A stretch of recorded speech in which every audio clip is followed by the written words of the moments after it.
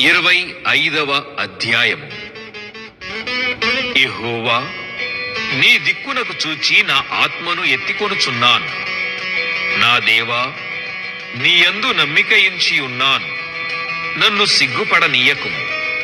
నా శత్రువులను నన్ను గూర్చి ఉత్సహింపనీయకుము. నీ కొరకు కనిపెట్టు వారిలో ఎవడునూ సిగ్గునొందడు.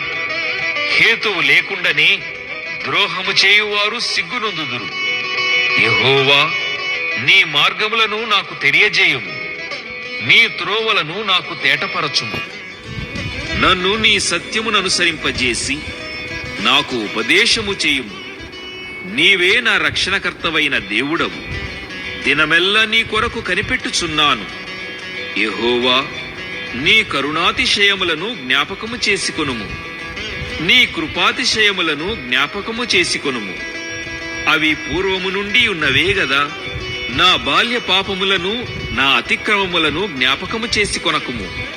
యెహోవా, నీ కృపను బట్టి నీ దయచొప్పున నన్ను జ్ఞాపకములో ఉంచుకొనుము. యెహోవా ఉత్తముడును యథార్థవంతుడునై ఉన్నాడు. కావున తన మార్గమును గూర్చి ఆయన పాపులకు ఉపదేశించును. న్యాయ విధులను బట్టి ఆయన దీనులను నడిపించును. తన మార్గమును దీనులకు నేర్పును. ఆయన చేసిన నిబంధనను, ఆయన నియమించిన శాసనములను గైకొను వారి విషయములో యెహోవా త్రోవలన్నీయు కృపాసత్యములై ఉన్నవి.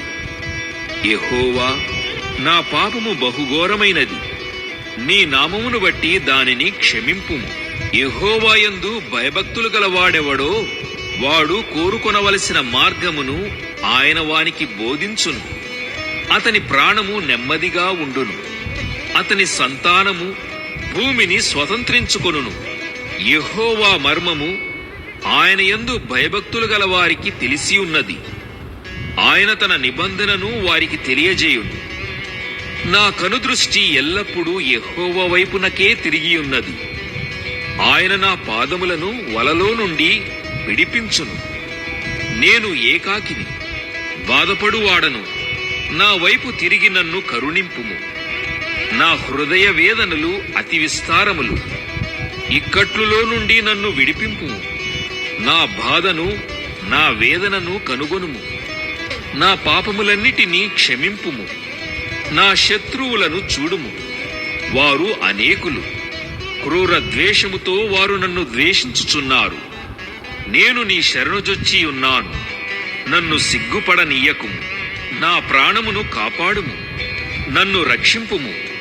నీ కొరకు నేను కనిపెట్టుచున్నాను. యథార్థతయు నిర్దోషత్వమును నన్ను సంరక్షించునుగాక.